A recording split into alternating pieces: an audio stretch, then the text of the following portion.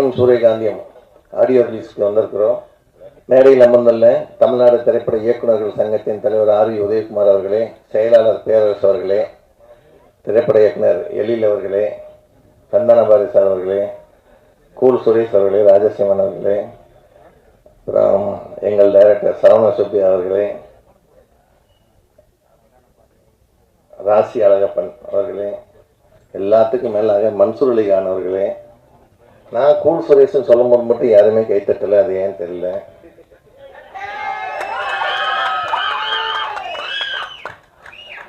ஏன்னா அதுக்குன்னு வந்துட்டு அந்த வேலையை செய்யாமல் கூட இல்லை, அதுக்கு தான்.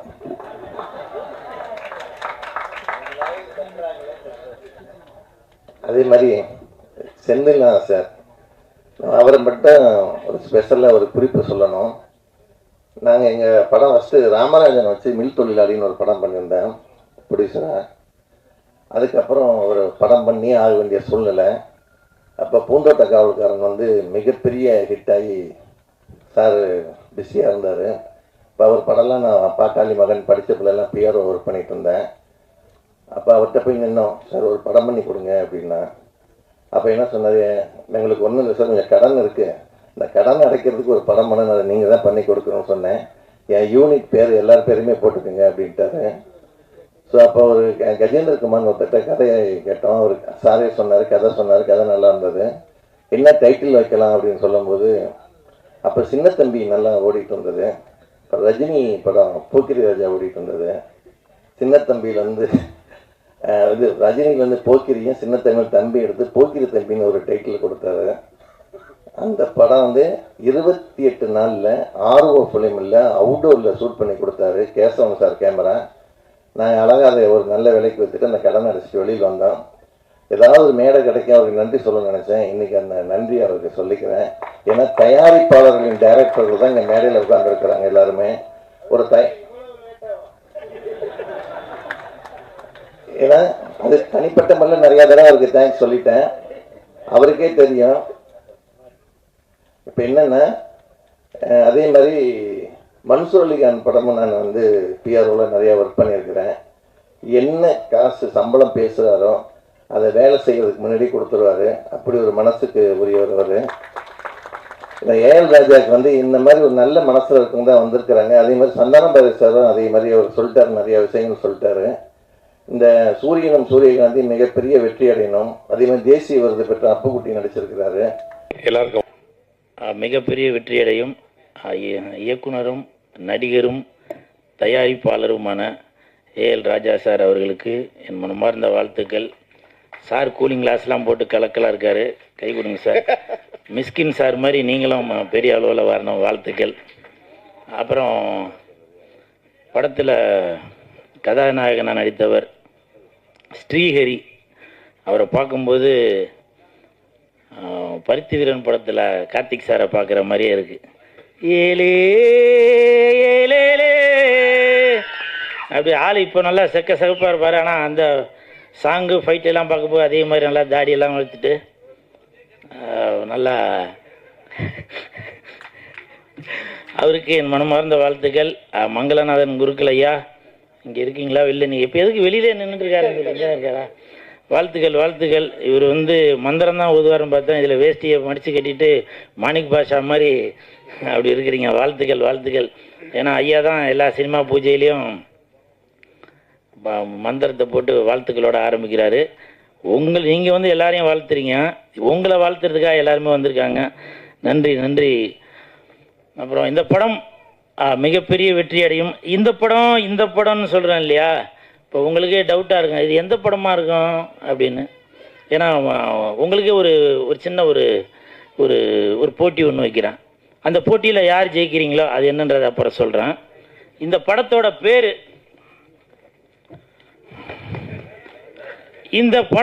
பேர் யாரோ வேணும்னே தான் ஆஃப் பண்ணிட்டு இருக்கிறாங்க. ஏண்டா டேய், நான் கூட்டிக்கின்னு வந்த ஆளுங்க கைத்தட்டல, கொஞ்சமாக தட்டுங்கன்னாக்க நீங்கள் அதிகமாக தட்டி அவங்களுக்கு சுகர் ஏறி போய் ப்ரெஷர் ஏறி போய் சுவிட்சே ஆஃப் பண்ணிட்டாங்க போல. இந்த படம் இது என்ன படம் அப்படின்றத வந்து நீங்கள் கமெண்ட்டில் யார் கரெக்டாக சொல்கிறீங்களோ அவங்களுக்கு பரிசு உண்டு. அது என்ன பரிசுன்றது சொல்கிறேன். இப்போ ஒரு எக்ஸாம்பிள் சொல்கிறேன். மு.க. ஸ்டாலின் ஐயா அவர்கள், அவருக்கும் இந்த படத்தோட பேருக்கும் சம்பந்தம் உண்டு. சிவகுமார், நடிகர் சிவகுமார் சாரோட பையன், அவரோட பேருக்கும் இந்த படத்துக்கும் சம்பந்தம் உண்டு. சுதந்திரம் வாங்கி தந்த தாத்தா அவர்களுக்கும் இந்த படத்தோட பேருக்கும் சம்பந்தம் உண்டு. யார் கரெக்டாக சொல்கிறீங்களோ அவர்களுக்கு, இப்போ ஒரு எக்ஸாம்பிள் பார்த்துட்டிங்கனாக்கா, இந்த படத்தோட பேர் கரெக்டாக சொன்னீங்கன்னாக்கா, கோயம்புத்தூரில் நம்ம ஆர்வி உதயகுமார் சார் உங்களுக்கு ஃப்ரீயாக டிக்கெட் எடுத்து தருவார்.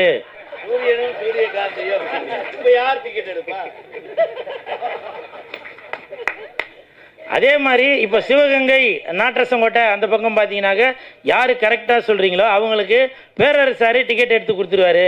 இதில் எந்த மாற்று கருத்துமே இல்லை. இப்போ திருவாரூர் சைடில் உள்ள ரசிகர்கள் யார் கரெக்டாக சொல்கிறீங்களோ அவங்களுக்கு எழில் சார் அவர்கள் டிக்கெட் எடுத்து கொடுத்துருவாரு.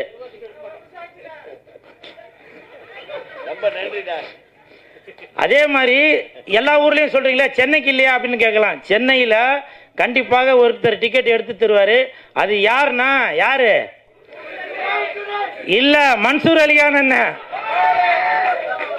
மன்சூர் அலிகான் அண்ணன் அவர்கள் இந்த படத்தை வந்து யார் கரெக்டான பேர் சொல்கிறீங்களோ அவங்களுக்கு, இங்கே சென்னையில் உள்ளவங்களுக்கு டிக்கெட் எடுத்து தருவார். ஏண்டா நீ இவ்வளோ பேசிய, நீ என்ன பண்ணுவ அப்படின்னு நீங்கள் கேட்கலாம். நீங்கள் படம் பார்க்கும்போது உங்கள் கூட சேர்ந்து நான் படம் பார்ப்பேன். என் கூட சேர்ந்து இங்கே இருக்கிறவங்க 350 பேர் வந்து படம் பார்ப்பாங்க. நல்லா கை தட்டுவாங்க, உங்களை ரசிப்பாங்க. சரிங்களா? அப்புறம் இந்த நேரத்தில் ஒரு விஷயத்த சொல்கிறேன். ஆர்வி உதயகுமார் சார் அவர்கள் சொன்னாங்க, நான் இருக்கிற இடம் கலகலப்பாக இருக்குது அப்படின்னு. ரொம்ப நன்றி சார். பெரியவங்களாம் வாழ்த்துறது எனக்கு இன்னமும் அடுத்தடுத்து இன்னும் எதனா ஒன்று பண்ணணும், சாதிக்கணும் அப்படின்றது தோணுது. உங்களுடைய வாழ்த்துக்களுக்கு மிக்க நன்றி சார். இவ்வளோ பெரிய மேடையில் இவ்வளோ பெரியவங்க, இவ்வளோ ப்ரெஸ் மீடியா பீப்புளுக்கு முன்னாடி இவ்வளோ பெரிய வாழ்த்து கிடச்சி எனக்கு ரொம்ப சந்தோஷம் சார். மிக்க நன்றி. இந்த படம் மிகப்பெரிய வெற்றி அடையும். இதை காட்டிடாதீங்கப்பா, நீங்களே போட்டு கொடுத்துருவீங்க. இதை போகட்டும். நன்றி நன்றி நன்றி. வெந்து தணிந்தது காடு. இந்த படத்துக்கு வணக்கத்தை போடு. மேலான என் தாய் திருநாட்டின் தமிழ் பெருங்குடி மக்கள், தாளிகையாளர்களே, இந்த திரைப்படத்தின் முன்னோட்டத்திற்கும் இசை வெளியீட்டு விழாவிற்கும் வந்திருக்கும் சிறப்பு விருந்தினர்களே, முன்னால் அமைந்திருக்கும் மாதரசிகளே, இயக்குனர் செந்தில்நாதன், ராசி அழகப்பன் மற்றும் இயக்குனர் பேரரசு அவர்களே, ராஜசிம்மன், நடிகர் மஸ்தான் பள்ளியர் சரோஜா மாஸ்டர்கிட்ட நானும் டான்ஸராக இருக்கையில் ஆயிரக்கணக்கான பாட்டு ஆடி இருக்காப்புல. அவர் பிடிக்க முடியாது, அவ்வளோ கடின உழைப்பாளி. Dance master Mastan. சந்தான பாரதி அவர்களே, அப்புக்குட்டி அவர்களே, தொகுப்பாளனி அவர்களே, கோவிந்தராஜ் அவர்களே, இயக்குனர் ஏஎல் ராஜா அவர்களே, எல்லாருக்கும் வணக்கம். சூரியனும் சூரியகாந்தியும். சூரியன் இங்கே 40 வந்துருச்சு, அங்கே காந்தி தான் வரல. சூரியகாந்தி, அதாவது ராகுல் காந்தி வரல. இது சிரிக்கிறதுக்காக சொல்லலை. ஏன் வரலை? இப்போ நான் ஒருத்தன் தான் சொல்லிக்கிட்டு இருந்தேன், இதோடு சம்மந்தப்பட்டதுனால சொல்கிறேன். காடாக கத்தினேன், கரடியாக கத்தினேன். எப்பா இது 38 39 நான் மொத்தமாக இந்த இந்தியா டீம் தான் ஜெயிக்கும். ஆனால் நான் தான் சொன்னேன் பிரைம் மினிஸ்டர் கேண்டிடேட் ராகுல் காந்தின்னு. அந்த டீமில் யாருமே சொல்லலை. மம்தா பானர்ஜி சொல்லலை, சரத்பவார் சொல்லலை, ஆனால் இங்கே திமுக காரங்களும் சொல்லலை. அதனால் அவர் வரல. இப்போ என்ன ஆதங்கம்னா, இல்லை இந்த விசச்சாராயம் நடந்திருக்கு, பெரிய விஷயம், அதெல்லாம் அப்படிலாம் வருவோம். ஒரு தேர்தல் எதுக்கு நடக்குது? ஒரு மாற்றம் வரணும் இல்லையா? மாற்றம் வரணும்.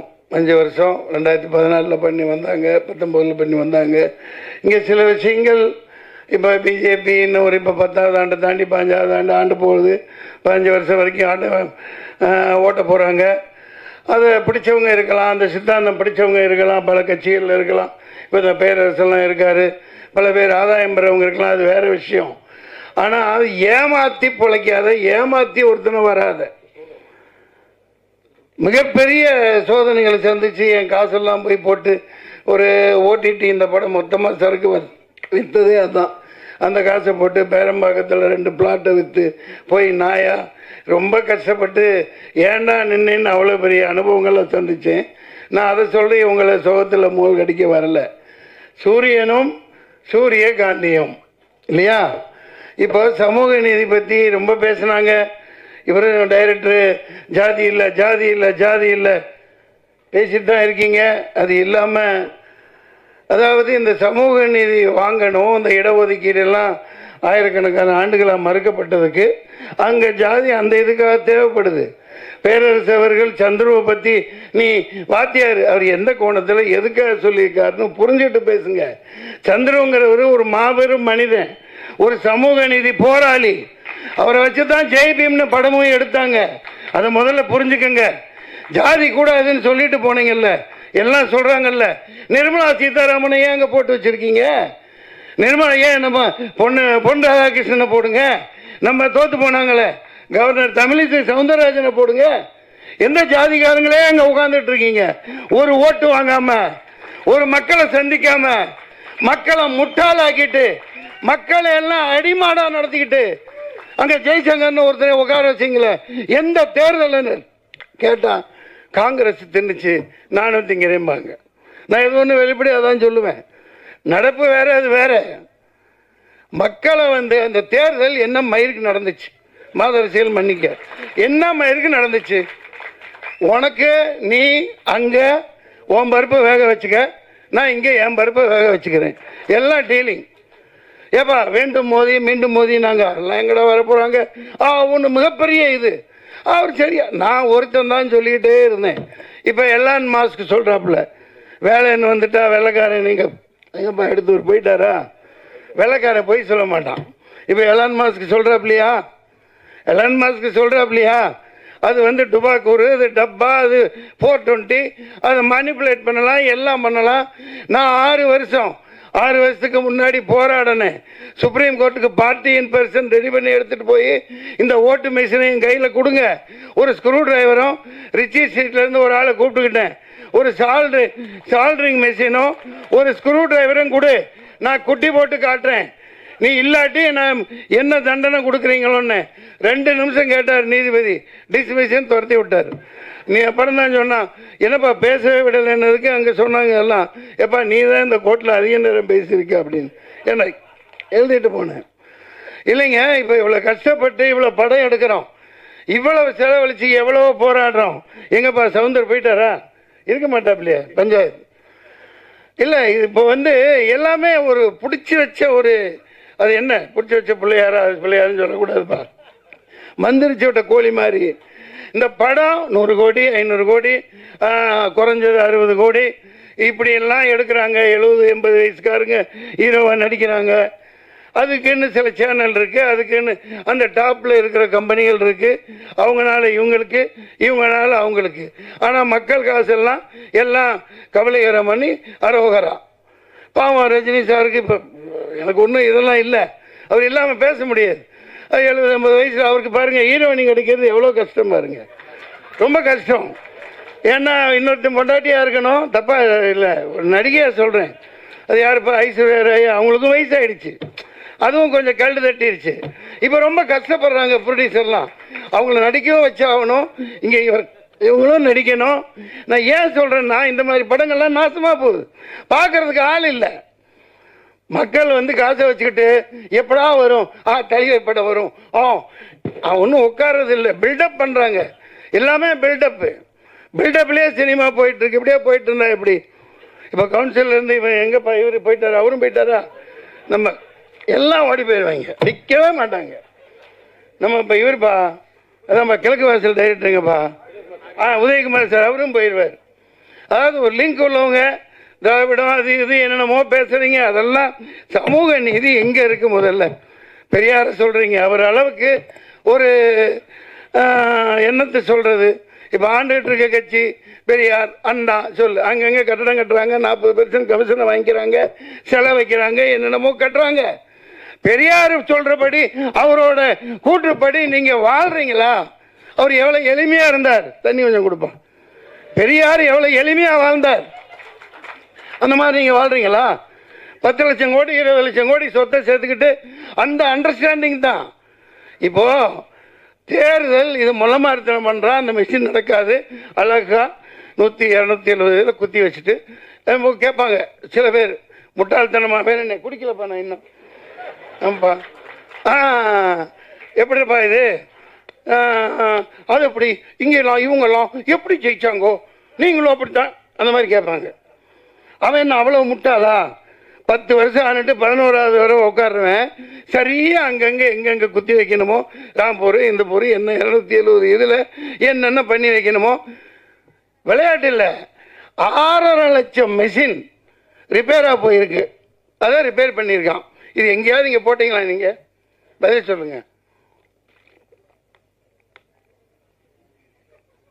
6.5 லட்சம். எப்பா நீ ஆர்டர் கொடுத்து வாங்குறீங்கள, ஒரு மெஷின் ரிப்பேர் ஆனால் பரவாயில்ல, 6.5 லட்சம் மெஷின் எப்படி ரிப்பேர் ஆகும்? எப்படி ரிப்பேர் ஆகும்? திறந்து பிரித்து அது என்னென்னமோ வைக்கணுமோ வச்சு ரிமோட்டெல்லாம் எல்லாம் பண்ணி, இந்த பைத்திய ஆரம்பத்துலேருந்து சண்டை போட்டு தாங்க இருக்கு. அந்த நந்தினின்னு ஒரு பொண்ணு எவ்வளவோ அப்பா கூட சண்டை போடுது. ஒருத்தர் இல்லை, லட்சக்கணக்கான வக்கீல் போறான்னாங்க, என்ன தெரியல. நீ ஆண்டுட்டு போ நல்லபடியா. அதில் 50 வருஷம் ஆண்டாப்புல துக்ளக் ஆண்டான், முகமது பின் துக்ளக் 50 வருஷம் 49 முக்கால் வருஷம் அவுரங்கசீப் பண்ணிட்டாரு. அதுக்கு அந்த காலகட்டம் வேற. ஆனால் மக்கள் அமைதியாக வாழ்ந்தாங்க, எல்லாம் சந்தோஷமாக வச்சுருந்தாங்க. எல்லாம் நாசம் பண்ணிக்கிட்டு ஜிஎஸ்டி லொட்டு ஒஸ்கே பணம் சொல்லாமல் மக்களை கொலை பண்ணி வாட்டி வதைச்சு இப்போவும் ஆஸ்பத்திரியெல்லாம் கெடுத்து வச்சுட்டாங்க கொரோனான்னு சொல்லிட்டு. பிரச்சனைகளை பேசணுமா இல்லையா? குழந்தை பிறகுற எல்லா இடம் சிட்டியில் நீங்கள் பாருங்கள், கொரோனாக்கு அப்புறம் எல்லா ஆஸ்பத்திரியுமே இன்னைக்கு பேசுவாங்க. ஆனால் சிசேரியன் இல்லாமல் 100க்கு 99% சிசேரியன் வைக்கிறான். அவங்களுக்கு தேவை காசு. அதுக்கப்புறம் கொண்டு இன்குபேட்டரில் வைக்கிறது, அங்கே வைக்கிறது, நிமோனியா, ஜாண்டிஸு. இது கொஞ்சம் வருஷத்துக்கு முன்னாடியெல்லாம் அப்படி இல்லையே. எங்கள் யாராவது எல்லாம் ஆஸ்பத்திரியில் பிறந்த மாதிரிங்களா? யாரோ செவிலி தாய் வரும், போட்டு 10 ரூபா வாங்கிட்டு போயிருக்கோம் அந்த காலத்தில், அப்புறம் 100 ரூபா வாங்கிட்டு போவாங்க. குடல் சுற்றிக்கிச்சு கழுத்தில். எத்தனை குழந்தைகளுக்கிட்டா குடல் சுத்தம்? சார் அநியாயம் பண்ணுறாங்க கொரோனாக்கு. ஏன்னா அதுக்கு இந்த பிரதமர் மோடியோட ஒரு பேச்சை கேளுங்க. என்ன சொன்னார்? இது பூஸ்டர் ஊசி போடு, அதுக்கப்புறம் ஹார்லிக்ஸ் ஊசி போடு, அதுக்கப்புறம் என்ன பாருக்கு அது ஊசி. கடைசியில் பார்த்தா ஒப்பந்தம் என்னென்ன 5000 கோடி 10,000 கோடி எவ்வளோ இந்த தேர்தல் பத்திர டொனேஷனுக்கு அந்த கம்பெனிக்காரன் கொடுத்துருக்கான். அப்போ மக்கள் எல்லாம் ஆட்டு மந்தைகளை விட நாயை விட கேவலமாக தானே நடத்துறீங்க. எத்தனை பேர் உயிர் போச்சு. இப்போ விசச்சாராயம் 100 பேர் செத்துட்டான். சரி, இது தெரியுது. இந்த நாட்டில் இவன் விற்கிற சரக்கு விசச்சாராயத்தை விட மோசமானது. அது 2 வருஷம் கழிச்சு சாவான். இன்னைக்கு பேசிட்டு இருக்க நேரத்தில் 100-200 பேர் தமிழ்நாட்டில் செத்துருப்பான். அது தெரியாது. ஏன்னா குடிச்சு செத்தான், போயிட்டாப்புல இல்லையா? மது ஒழிக்கணும், ஒழிச்சே ஆகணும். நீ தென்னை மரம் வளரு, பண்ணை மரம் வளரு, அதில் நீ அது என்னப்பா கல் ஆரோக்கியமானமாவை, பணம் பாலெல்லாம் கிடையாது, கல். இப்போ ஷாம்பைன் 15,000 16,000 ரூபாய்க்கெலாம் பாட்டில் விற்கிறாங்க. அது என்ன? கல்லோட பதப்படுத்தப்பட்ட கல் தான் அது ஷாம்பைன். நீ தமிழ்நாட்டில் இந்த மாதிரி குவாலிட்டியாக கொடுன்னு தான் சொல்கிறேன். மது டோட்டலாக இந்த டாஸ்மாக் இழுத்து மூடு, இந்த சரக்கோட சேர்த்து அதையும் இழுத்த மூடு. பேசித்தான் ஆகணும். இது ஜாதி பேசுகிறீங்கல்ல, இங்கே வாங்க முன்னாடி. சில பேர் இப்போ பேர சொன்னால் ஜாதியை ஒழிக்கிறோம். எதுக்கு? சமூக நீதி இன்னும் கிடைக்கலையே. கட்சியில் சமூக நீதி இல்லை, எல்லாத்துக்கும் தரமாட்டேங்கிறீங்க. நான் போய்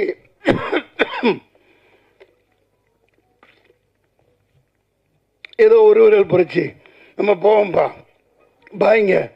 4 லட்சம் பேர் உருது முஸ்லீம்ஸ் இருக்காங்க எங்கே வேலூரில். நான் அங்கே நிற்பேன், என் காசை போட்டு நின்னேன். என்னடா இது 4 லட்சம் பேர். ஆனால் நீங்கள் சொல்கிற மாதிரி ஒரு பெல்ட்டு வன்னியர் இடத்துல வன்னியர் நிற்க வைப்பாங்க, செட்டியார் நிற்க வைப்பாங்க, நாடா நிற்க வைப்பாங்க. ஓட் பெல்ட்டு, ஓட்டு வங்கி, அதுபடி தான் ஜெயிக்கிறாங்க இல்லையா?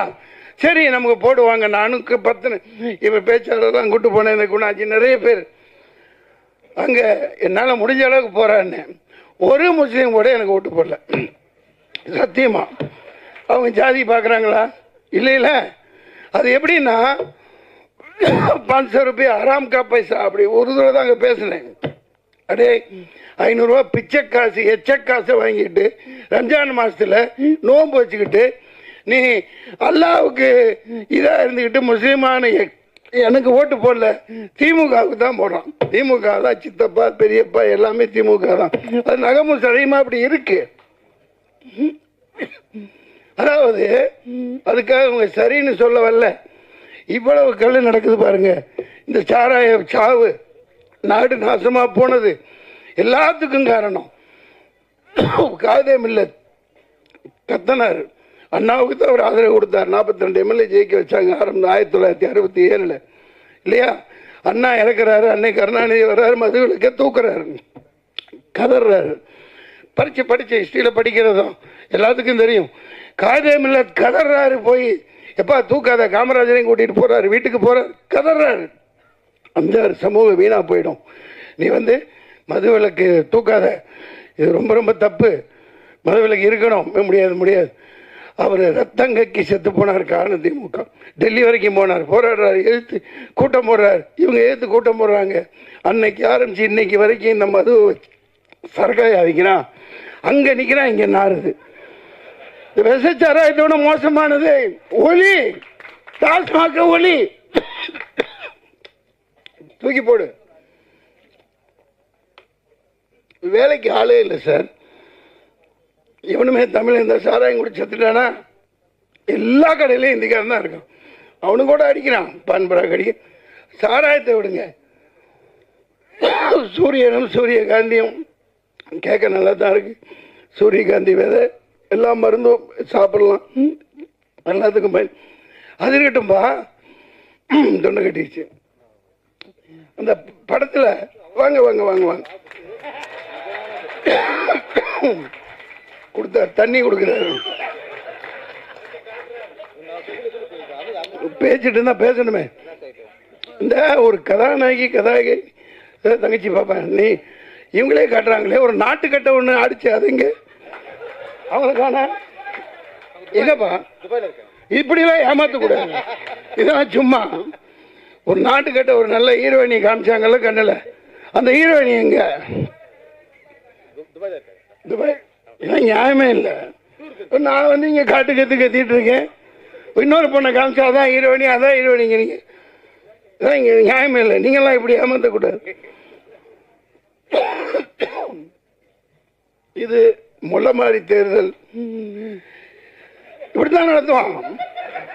முள்ளமாரி அயோக்கியத்தனம் சார். நீங்க வாழ்த்திட்டு போறேன், நானே வாழ்த்துறேன், நானே பேரரசு கூட பிரச்சாரத்துக்கு வரேன். நீ வாக்குச்சீட்டுல தேர்தல் நடத்து. நாடே கேக்குதா இல்லையா? அது அப்படியே உள்குத்து இருக்கு. இப்ப திமுக ஓபனா சொல்றேன், 40 சீட்டு வச்சிருக்கீங்க. டேய் பாருங்க, நாங்க தேர்தலில் பங்கு பெற மாட்டோம், நாங்க பாய்காட் பண்றோம். நீ வாக்குச்சீட்டில் நடத்து. ஏன் சொல்லல? உன் பருப்பு அங்கே வேக வச்சுக்க, இந்த மெஷின் அங்கிட்டு தள்ளிடுறேன், நான் இங்கே செட்டப் பண்ணி இங்கே பண்ணுறேன். அதுதான் நடக்குது. இது இந்த மெஷின் இருக்கிற வரைக்கும் சூரியகாந்தி மலராது, சூரியன் டெய்லி ஊற்றிட்டு தான் இருக்கும். அதே முட்டாளாக தான் ஆக்கிட்டு இருப்பாங்க. நாட்டில் ஒரு முன்னேற்றமும் வராது. தமிழன் பிரச்சனை தீர போகிறது இல்லை.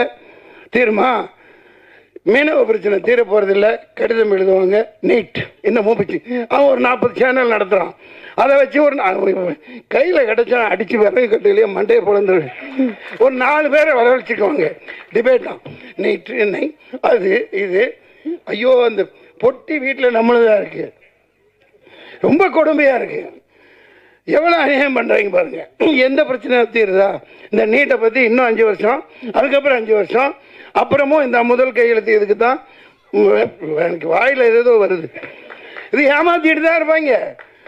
இன்றைக்கி நான் மீனவனை கைது பண்ணுறான். நம்ம காவேரி தண்ணி வர போகிறதில்ல, முல்லை பெரியார் வர போகிறதில்ல, பாலாறில் தண்ணி வர போகிறதில்ல. இவனை இந்த சாராயத்தை விற்று பொழைச்சி இதே நாட்டை நாசமாக்கி குடிமக்கள் எல்லாம் நாசமாக்கிட்டாங்க. இதுக்கு ஒரே தீர்வு, உண்மையான சமூக நீதி வரணும். இந்த பொய் திராவிடம் ஒழிக்கப்படணும். இந்த சூரியகாந்தியும் இந்த மாதிரி படம் எடுக்கிறவங்கள நான் ஏன் இப்போ பாராட்டுறை சொல்கிறோம்னா, அதுக்கான கட்டமைப்பு யாரும் செய்ய மாட்டேங்கிறீங்க. இப்போ செந்தில்நாதன் அப்படியே ஒரு இயக்குனர், ஒரு நாளைக்கு 11 படம் பண்ணுவார். நான் ஒரே நாள் 4 காட்சி கொடுத்து நடித்தது அவரால் தான். 2 படம் அவரது இருக்கும்.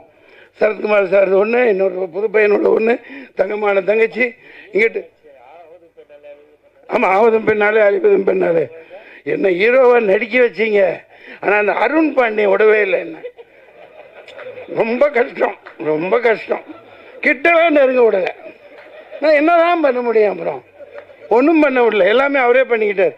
இல்லை, டான்ஸ் ஒன்று எப்படின்னா பயங்கரமான திறமைசாலிங்க. ராசியால பண்ணி ஒரு கமலஹாசன் குணா எடுத்தாங்க அந்த காலத்தில், அப்படி இப்படின்னாங்க. ஆனால் காலத்துக்கும் அழியாமல் அது பேசப்பட்டுக்கிட்டே இருக்கு. இயக்குநர்கள் இருக்காங்க, அவங்கள பயன்படுத்துறதுங்கிறத விட கட்டமைப்புகளை உருவாக்கணும். இப்போ தியேட்டரில் ஒரு 50 ரூபா, 60 ரூபா, 30 ரூபா இந்த மாதிரி இந்த குறிப்பிட்ட படங்களுக்குன்னு சொல்லி மக்கள் எந்த நேரம் பார்ப்பாங்களோ அந்த மாதிரி காட்சிகளை இந்த எளிய படங்களுக்கு திரையரங்கில் ஒதுக்கணும். கண்டிப்பாக இதெல்லாம் செய்யணும். ஏன் செய்வான்? எந்த நாயும் பேசாது, எல்லாம் ஒரு நாய்கிட்ட குமிச்சு கிடக்குது. அந்த நாய் கொள்ளையடிச்சு அவனுக்கு எங்கே வச்சிருக்கானுங்க, எத்தனை நாடுகளில் எத்தனை கார்பரேட் கம்பெனிகள் இருக்குன்னு அவங்களுக்கே தெரியாது. அதை ஒரு 10 தலைமுறைக்கு எழுதி வச்சுருப்பாங்க. நான் எனக்கு ஒன்றும் ஆதங்கம், இது ஒரு இயலாமை இல்லை. உண்மையை தான் பேசுவேன், உண்மையை தவிர நான் வேறு எதுவும் சொல்ல மாட்டேன். இந்த நாடு இந்த ஓட்டு மிஷின் இருக்கிற வரைக்கும் விளங்காது. அதை தொடப்பு கட்டையில் அடித்தா தான் உட்கார வைக்க முடியும். உண்மையான தேர்தல் நடத்தி இது எந்த டிபேட்டுக்கு வேண்டாம். வாரே பேரரசு அவர்களே, நன்றி. நலன் சார், எல்லாருக்கும் வணக்கம். ஏன்னா டைம் இல்லாதனால எல்லார் பேரும் சொல்ல முடியல. இந்த படத்தில் வாய்ப்பு கொடுத்த ஏஎல் ராஜா சாருக்கு ரொம்ப நன்றி சொல்லிக்கிறேன். என்னன்னா சந்தான பாரதி சார் சொன்ன மாதிரி எனக்கு டைரக்டரை பார்த்தாலே ஒரு பயம் எப்போவுமே இருக்கும். பெரிய டைரக்டருங்கிறப்ப மகாநதி படம் நான் ஜூனியர் ஆர்டிஸ்டாக போயிருந்தேன். அப்போல்லாம் நாங்கள் டைரக்டரை பார்க்கணுன்னா அங்கே நின்று பார்ப்போம், பக்கத்துலேயே நெருங்க முடியாது. அப்படி ஒரு சூழ்நிலையில் நான் வந்தேன். அதனால் டைரக்டரை பார்த்தாலே எனக்கு ஒரு சின்ன ஒரு சர்க்கு இருக்கும் அவங்க கூட பண்ணுற வரைக்கும். ஃபஸ்ட் நாள் இருந்தது. அதுக்கப்புறம் சார் என்னை இயல்பாக அப்படி உள்ளே இழுத்துட்டு போயிட்டார். வாடா தம்பி, என்னடா நீ என் தம்பி தான்டா அப்படிங்கிற அளவுக்கு இழுத்துட்டு போய் ஒரு சாதாரணமாக என்ன ஆக்கி நடிக்க வச்ச சந்தான பாரதி சாருக்கு நன்றி.